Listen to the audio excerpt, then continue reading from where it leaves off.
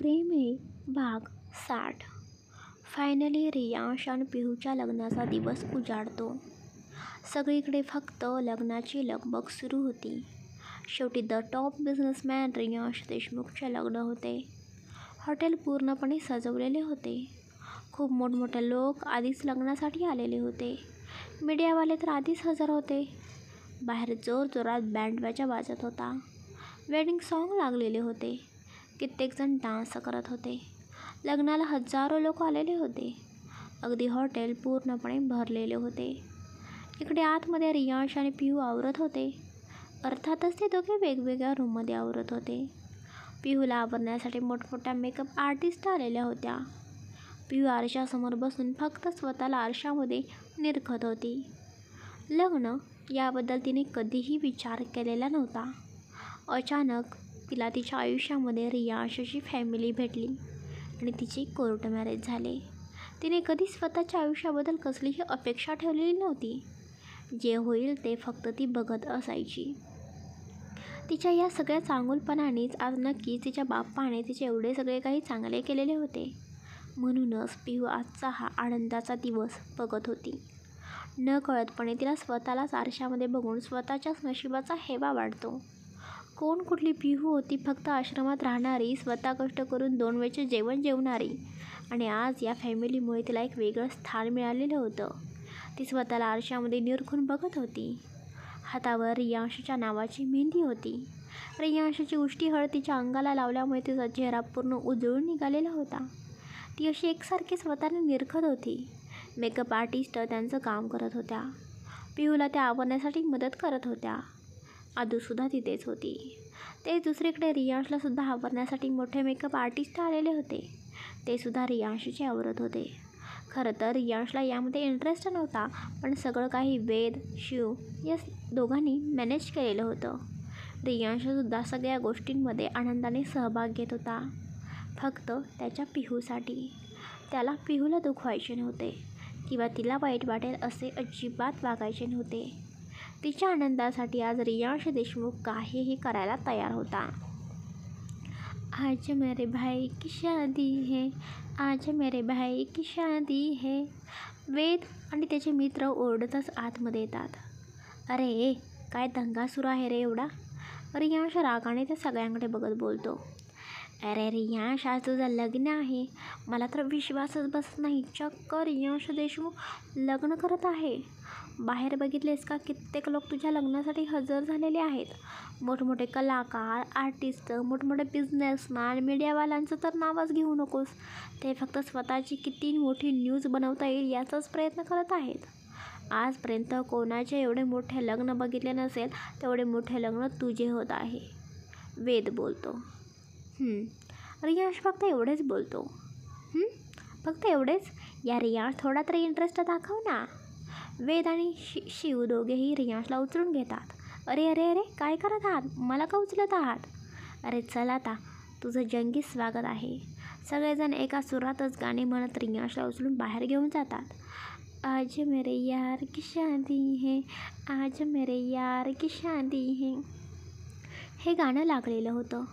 बाहेर जोरजोरात बँड वाजत होता आणि इकडे वेद, शिव आणि रियांशचे सगळे काही मित्र रियांशला उचलून बाहेर घेऊन आलेले होते.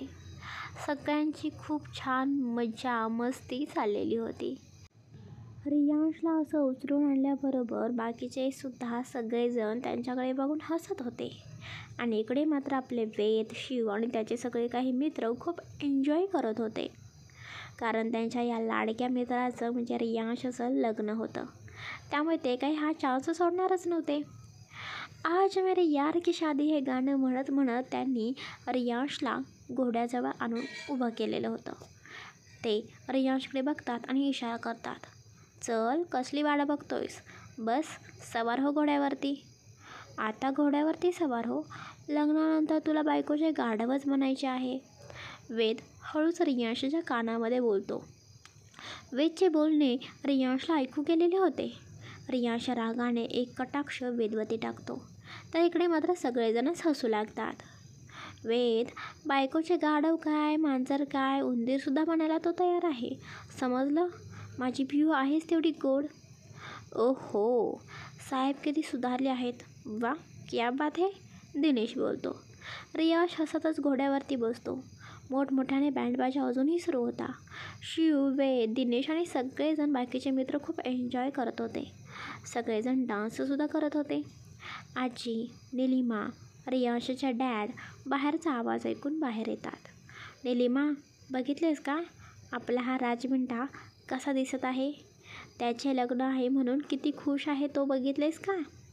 आजी आनंदाने बोलतात. होय हो आई, खरंच हाच दिवस मला बघायचा होता आणि ते माझे स्वप्न देवाने पूर्ण केले. आज मला माझा पहिला रियाज मिळाला. तो खूप खुश दिसत आहे. तो त्याच्या चेहऱ्यावरचा आनंद असाच कायम टिकून राहू दे म्हणजे झालं, निलिमा बोलते. रियाज आता या घोड्यावरती बसूनच वरती हातवर डान्स करत होता. त्याचे मित्रसुद्धा खूप डान्स करत होते. कोणी कसेही वेडे वाकडे नाचत होते, कोणी नागिन डान्स करत होते. ज्याला वाटेल ते कसेही डान्स सुरू होते.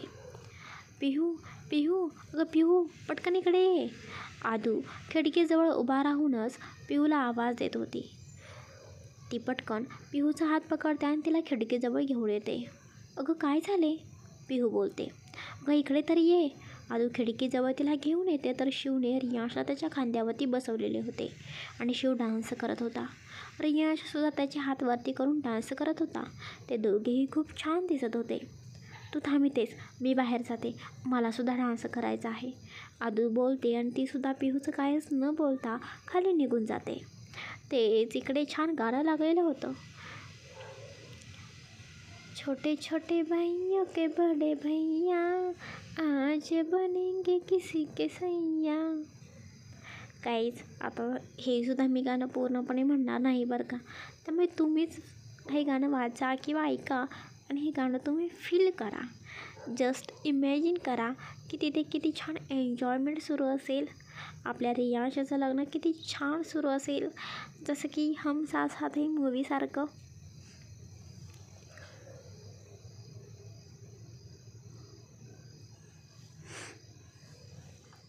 अदितीसुद्धा खाली गेलेली होती.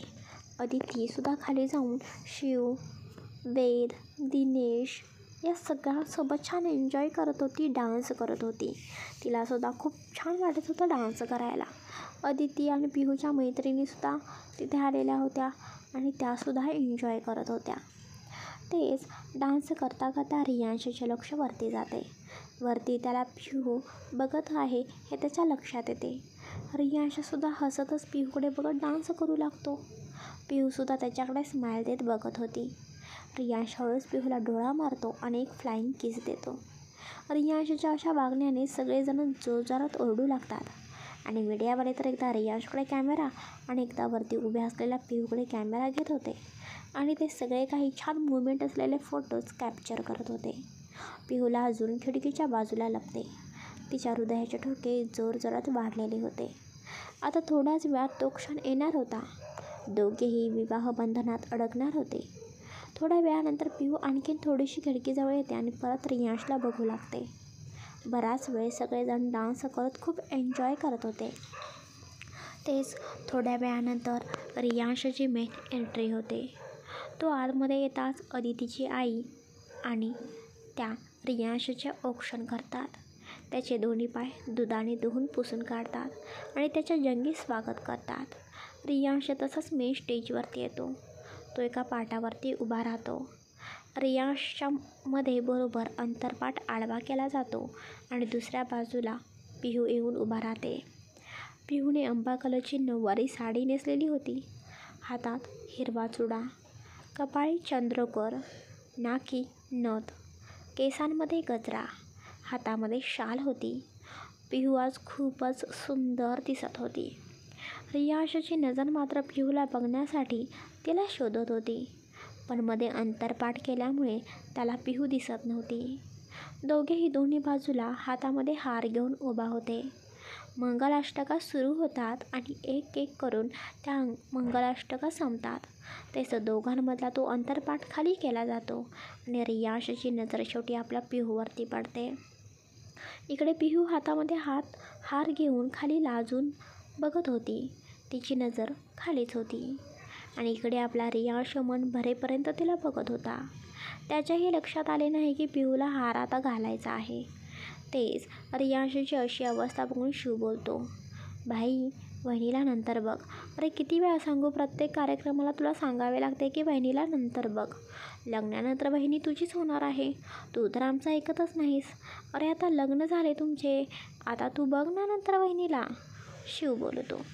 शिवचे बोलणे ऐकून इकडे रियांश भानावरती येतो आणि थोडासा इकडे तिकडे बघत परत पिहूला हार घालतो. पिहूसुद्धा रियांशच्या गळ्यामध्ये हार घालणार तेवढ्यात शिव, वेद रियांशला उचलून घेतात. अरे यार, ही चिटिंग आहे. आम्हालाही हे माहिती असते तर आम्हीसुद्धा पिहूला उचलून घेतले असते ना, अदिती पटकन बोलते. मग तुम्हाला कोणी अडवले होते का? घ्यायचे होते ना वहिनीला उचलून, वेद बोलतो. अरे यार, हे आमच्या लक्षातच नाही आले. आता जाऊ दे ना, जिजूंना तुम्ही खाली उतरवा, पिहूला हार घालू दे ना, अदिती बोलते. नो नो नो, आम्ही आमच्या रियांश भाईला खाली उतरवणार नाही. हार घालायचा असेल तर असाच घालावा लागेल तुम्हाला, शिव बोलतो. तेच इकडे पिहू उभा राहूनच वरती बघत शिव रियांशला हार घालायला ट्राय करत होती. पण शिव आणि वेदने रियांशला खूपच वरती पकडून ठेवलेले होते.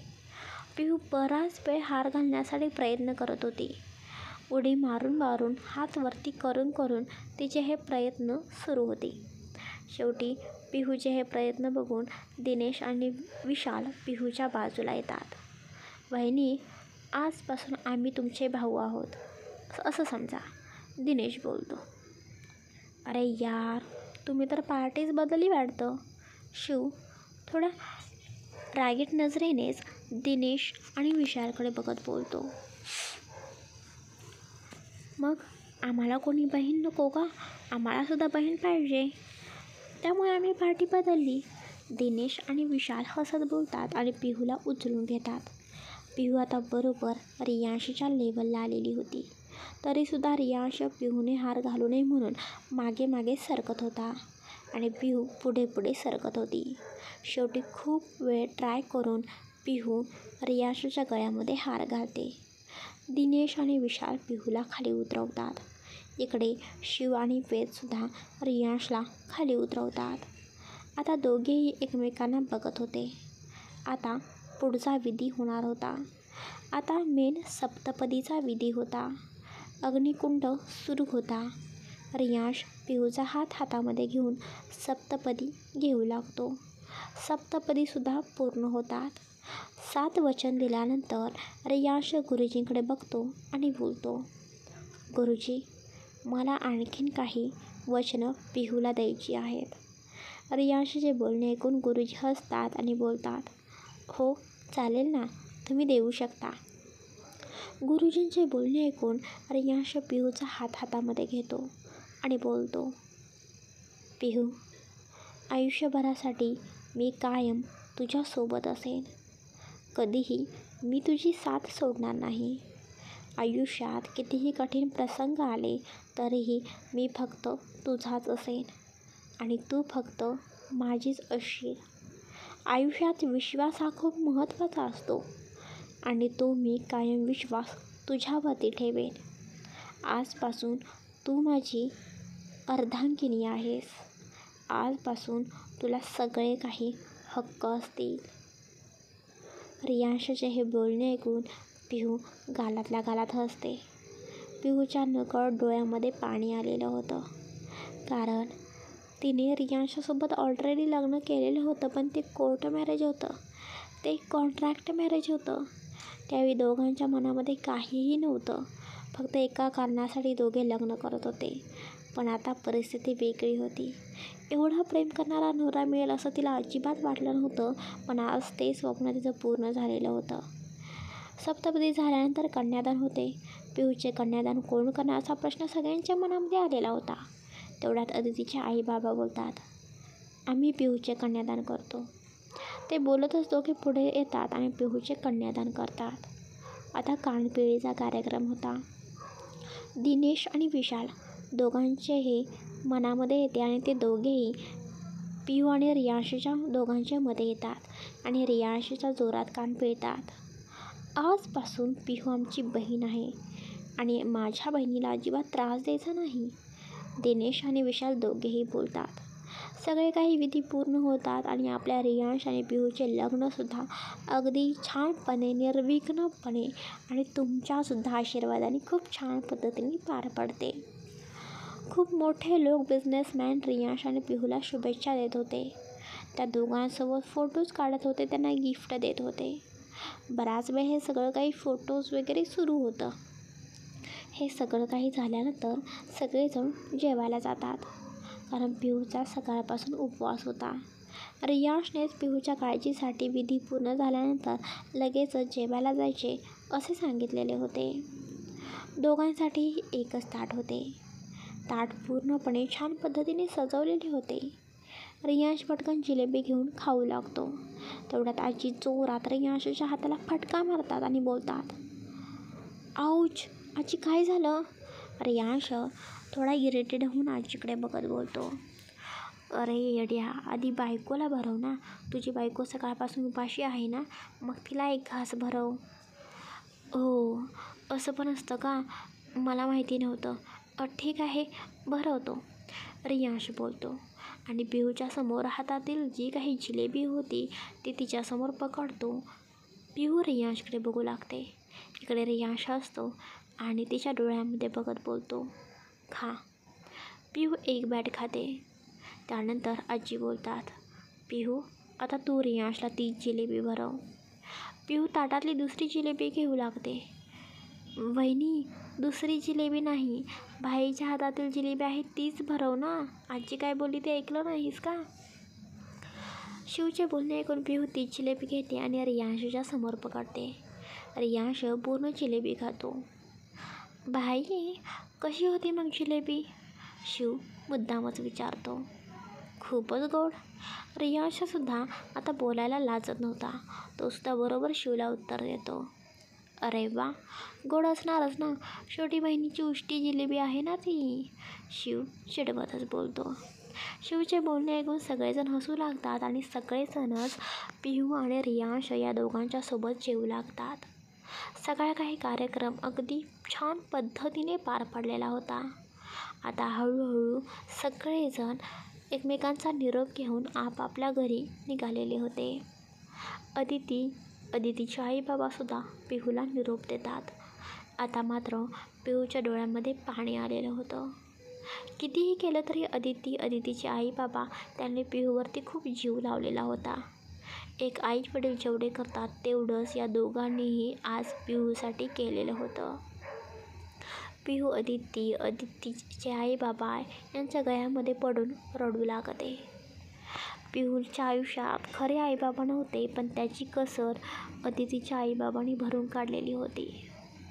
कन्यादान करून एक आईबाबाचं कर्तव्य पूर्ण केलेलं होतं आणि या लग्नामध्ये एक आईबाबाची सगळी काही कसर त्यांनी पूर्ण करून काढलेली होती. ते सुद्धा रडत बोलतात, पिहू, कायम खुश राहा आणि आता आमची आठवण आली की जावई बापूंना घेऊन ये जा घरी. येशील ना नक्की? हो, येईन, पिहू हसत बोलते. आणि मला रोज कॉल करत जा, नाहीतर तू किती माझी आठवण काढतेस मला चांगलंच माहिती आहे. आता रडत आहेस, पण तिकडे गेली की तुला अजिबात आठवत येत नाही आमची. जिजूंसोबत तू अगदी छान रमलेली असतेस. अदिती मध्येच नाक फुगून बोलते. अदितीचे बोलणे ऐकून पिहू हलकीशी हसते आणि बोलते, नाही गं अदू, तसं मी नक्की कॉल करेन तुला. ओके, अदू हसत बोलते आणि परत त्या दोघीजणी एकमेकींना घट्ट मिठी मारतात. अदिती आणि अदितीचे आई बाबा त्या सगळ्यांना निरोप देऊन घरी निघून जातात. आणि इकडे आपली देशमुख फॅमिलीसुद्धा छान पद्धतीने सगळं काही आवरून देशमुख मेन्शकडे वळते. आधीच पिहूच्या आगमनाची तयारी केलेली होती. दोघेही गाडीमधून खाली उतरतात. पिहू बघते तर पूर्ण घर लायटिंगने सजवलेले होते. रात्रीची वेळ झालेली होती, त्यामुळे घर खूपच छान त्या लायटिंगमध्ये दिसत होते. पिहू दरवाजाजवळ येते. तेवढ्यात निलिमा आणि आजी आरतीचे ताट घेऊन दरवाजाजवळ उभ्या राहतात. निलिमा आधी दोघांचेही औक्षण करते. चला आता उखाणा घ्या बरं, मगच तुम्ही आतमध्ये यायचे, निलिमा बोलते. निलिमाचे बोलणे ऐकून रियांश पटकन बोलतो, मॉम यार मला नाही येत उखाणा. हे तुझे नखरे ना तुझ्याजवळच ठेव. आता मी तुझं काही ऐकणार नाही. चल बरं पटकन उखाणा घे. निलिमा बोलते. निलिमाचे बोलणे ऐकून रियांश बोलतो, ओके वेट मी आठवतो. रियांश बोलतो. रियांशचे बोलणे ऐकून निलिमा थोडी इरिटेड होऊन पिहूकडे बघते आणि बोलते, पिहू याला आठवेपर्यंत तू घे तोपर्यंत उखाणा. निलिमाचे बोलणे ऐकून पिहू उखाणा घेते. आमच्या दोघांच्या जोडीला आशीर्वाद तुमचा हवा. आमच्या दोघांच्या जोडीला आशीर्वाद तुमचा हवा. रियांश रामांसोबत आजपासून संसार थाटेल नवा. वा वा वा वा मस्तच.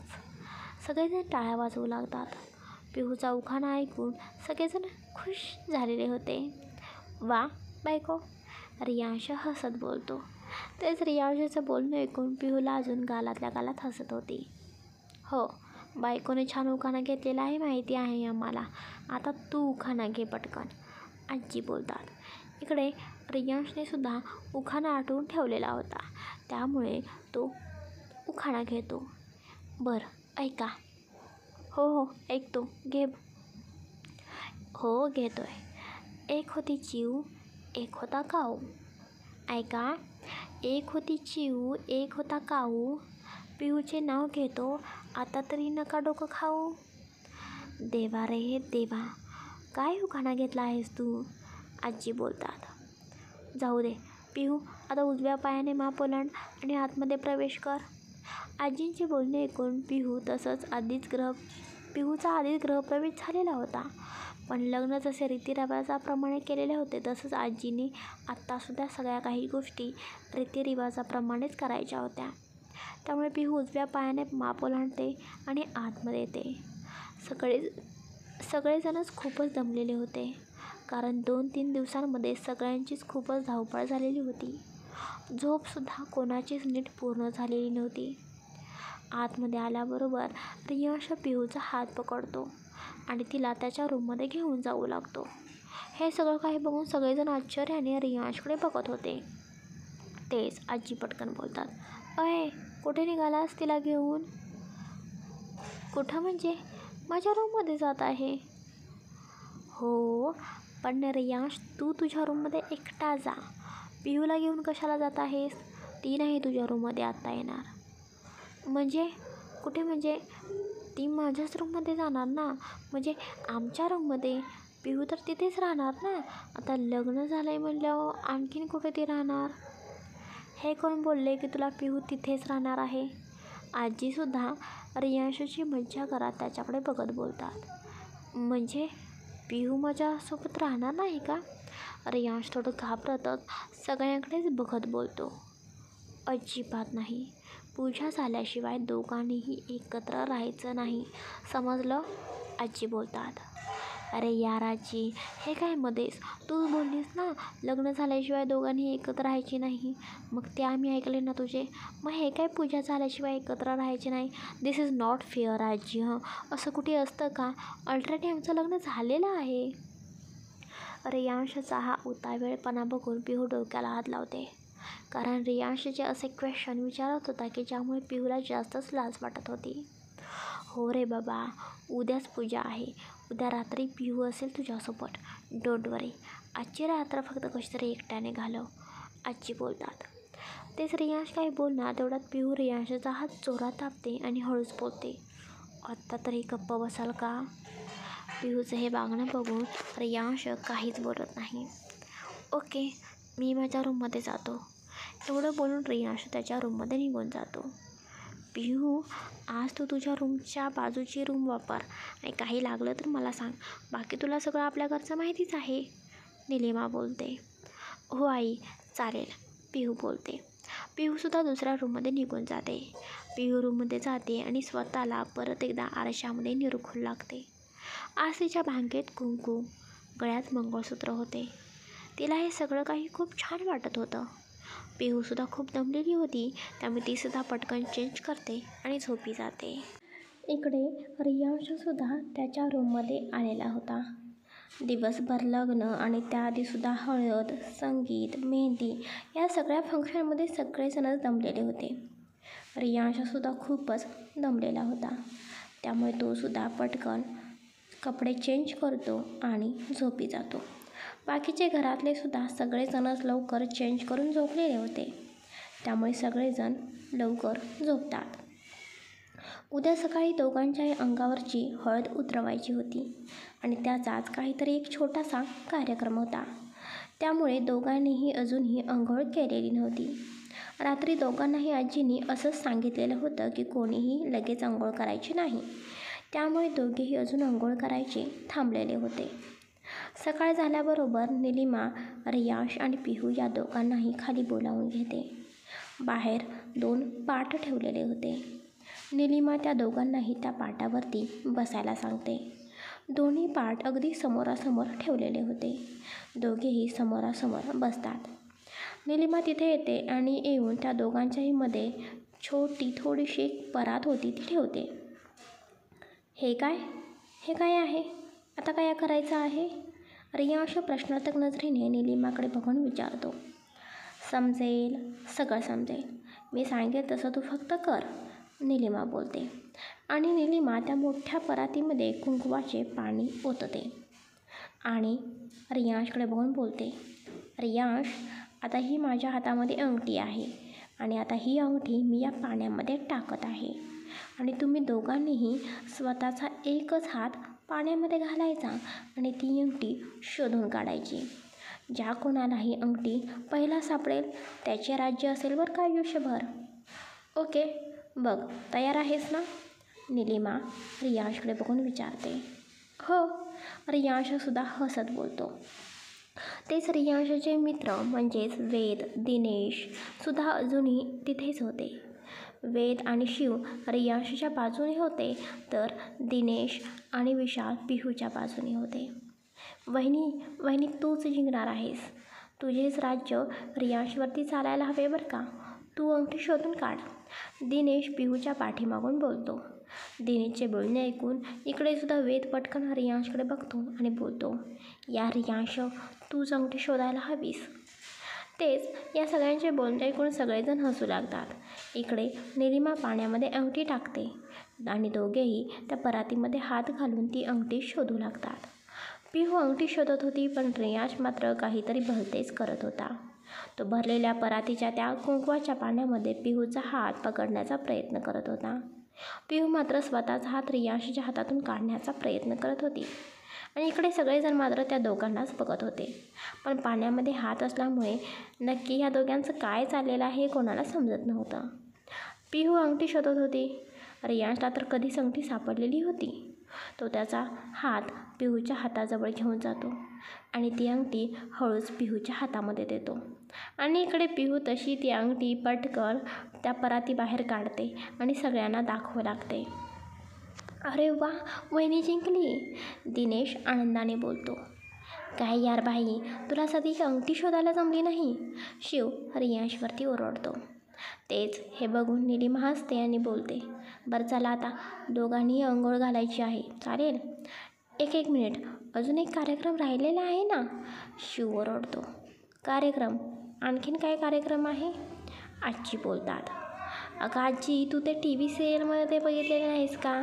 ते लवंग किंवा आणखीन काही तर तोंडामध्ये पकडतात आणि दुसऱ्याने ते पकडायचे असते ते गं, तुला आठवत नाही का? शिव इशाऱ्यानेच दाखवत बोलतो. शिवचे बोलणे ऐकून इकडे निलिमा डोक्याला हात लावून घेते. शिव, तू पण ना, खरंच तुझं लग्न झालं नाही पण तुला किती गोष्टी माहिती आहेत. तुला ना नको त्या गोष्टी हव्या असतात. हो मग मॉम, हे माझ्या लग्नामध्ये सुद्धा करायचे आहे बरं का. हा विधी खरंच खूप महत्त्वाचा विधी आहे. याशिवाय लग्न झाले असे होतच नाही, शिव बोलतो. शिवचे बोलणे ऐकून सगळेजणच हसू लागतात आणि डोक्याला हात लावून घेतात. तेच आजी बोलतात. या पोराचं ना काही नवंच असतं. तेच शिवचे बोलणे ऐकून निलिमा बोलते. हो, तुझ्या लग्नामध्ये ना हाच आपण पहिला विधी करूया, बाकी काही नाही केलं तरी चालेल, निलिमा बोलते. तेच शिवचे बोलणे ऐकून निलिमा एक लवंग आणायला सांगते. रियांश, हे घे लवंग आणि ही लवंग तू तुझ्या तोंडामध्ये नीट पकडून ठेव. आणि पिहू, तू सुद्धा तुझ्या तोंडाने अजिबात हात न लावता ती लवंग रियांशच्या तोंडातून काढून घ्यायची आहे. समजले का? नीलिमा हसत बोलते. आता मात्र नीलिमाचे हे बोलणे ऐकून पिहूला सगळ्यांसमोर हे सगळं काही करायला खूप लाज वाटत होती. तेच इकडे रियांशला मात्र काहीही वाटत नव्हतं. त्याने मात्र निवांतपणे ती लवंग त्याच्या तोंडामध्ये पकडून तो निवांत बसलेला होता. आणि पिहू हळूहळू लाजत रियांशच्या जवळ येत होती आणि ती लवंग त्याच्या तोंडातून स्वतःच्या तोंडामध्ये पकडण्याचा प्रयत्न करत होती. पण रियांश मात्र पिहूने ती लवंग पकडू नये म्हणून सारखी मान इकडे तिकडे हलवत होता. त्यामुळे पिहूला लवंग पकडायला जमतच नव्हती. तिला सगळ्यांसमोर त्याच्या जास्तच जवळसुद्धा जाता येत नव्हते. ती लाजून पूर्णपणे लाल झालेली होती. तेच रियांश सारखी मान इकडे तिकडे हलवत होता आणि पिहूला त्रास देत होता. तिला लवंग पकडू देत नव्हता. म्हणून आजी रियांशकडे बघतात आणि बोलतात, रियांश, का रे बिचारीला त्रास देत आहेस? नीट बस ना, का चेहरासारखा हलवत आहेस? आजींचे बोलणे ऐकून रियांश आता मात्र गप्प बसतो. आणि तेच इकडे पिहू हळूहळू रियांशच्या जवळ येते. तिने तिचे दोन्ही हात आता रियांशच्या मांडीवरती ठेवलेले होते आणि ती थोडी पाठावरून उठलेली होती. ती रियांशच्या जवळ येऊन ती लवंग पकडण्याचा प्रयत्न करत होती. वहिनी, ओठाला ओठ लागले तरी चालतात बरं का? तेच इकडे शिव त्या दोघांकडे बघून बोलतो. शिवचे बोलणे ऐकून सगळेजण जोरजोरात हसत होते आणि इकडे मात्र पिहूला कसं तरीच रियांशकडून ती लवंग घ्यायला वाटत होतं. पण ती खूप प्रयत्न करून कशी तरी रियांशकडून ती लवंग काढून घेते. चला शिव, झाले ना, आता तर घालूया का ह्यांना आपण आंघोळ? नीलिमा पिहूने ती लवंग काढून घेतल्याबरोबर शिवकडे बघून बोलते. तेच इकडे शिव पटकन बोलतो, असं कसं मॉम? नाही अजून झालं. आता वहिनीने तोंडामध्ये लवंग पकडायची आणि बाईने ती लवंग काढून घ्यायची. ओके चालेल, होऊ दे सगळं बाबा तुझ्या मनासारखं, नीलिमा बोलते. तेच इकडे आजी पिहूकडे बघतात आणि बोलतात, पिहू, आता तू ती लवंग तोंडामध्ये नीट पकड. सगळेजणच फोर्स करत होते आणि पिहूसुद्धा आता नाही बोलू शकत नव्हती. त्यामुळे पिहू ती लवंग तोंडामध्ये नीट पकडते. इकडे काय आपल्या रियांश साहेब पिहूच्या दोन्ही हाताला पकडतो आणि पिहूच्या जवळ येऊ लागतो. तसं मागून आजी पिहूला हळूहळू मागे सारत होत्या. तसा रियांश पिहूच्या अंगावरती हळूहळू जास्तच पडत होता. तरीही रियांशला लवंग नीट पकडता येत नव्हती. शेवटी रियांश पिहूचा चेहरा ओंजळीमध्ये पकडतो आणि तिला स्वतःच्या जवळ आणतो आणि तिच्या ओठाला ओठ टेकवतच ती लवंग स्वतःच्या तोंडामध्ये काढून घेतो. इकडे मात्र बरेचसे फोटो असे शिवने क्लिक केलेले होते. लवंग पकडण्याचा कार्यक्रमसुद्धा नीट निर्विघ्नपणे सगळा काही पार पडतो. आता मात्र दोघांनाही अंघोळ घालायची होती.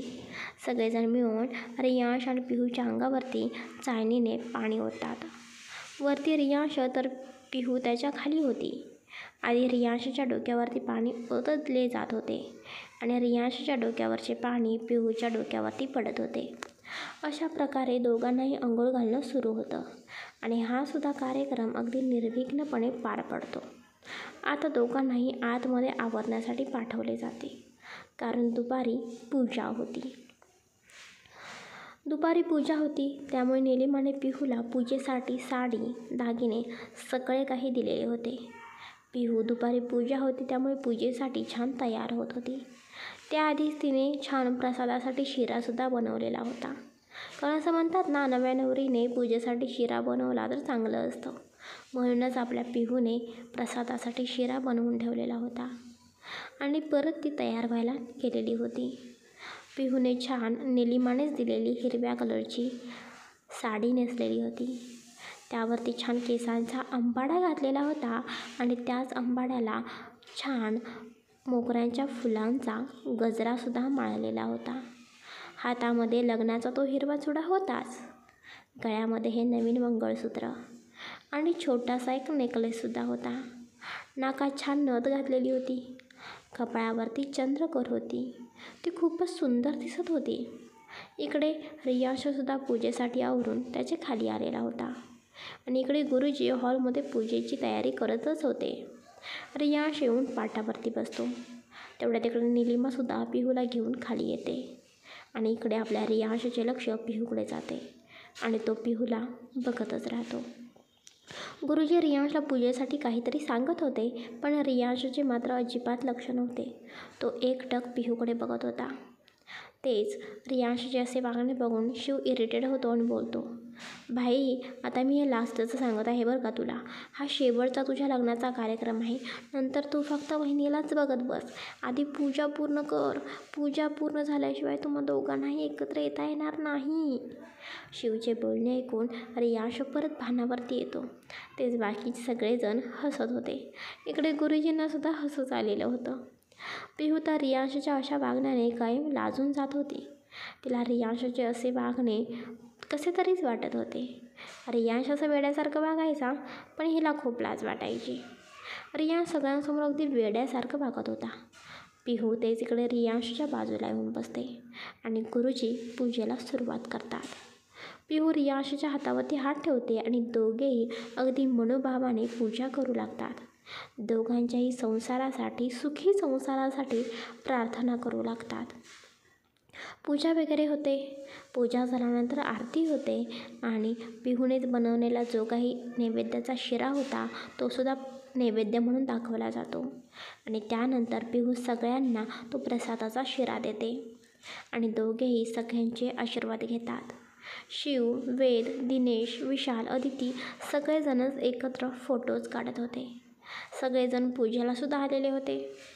रियांश आणि पिहूचे सुद्धा ते वेगवेगळ्या पोज द्यायला सांगून फोटो क्लिक करत होते आणि अशा पद्धतीने यांचा हा पूजेचा कार्यक्रमसुद्धा अगदी निर्विघ्नपणे पार पडलेला होता. चला गाईज, आजचा हा लग्नाचा भाग कसा वाटला नक्की भरभरून कमेंट्स करून सांगा.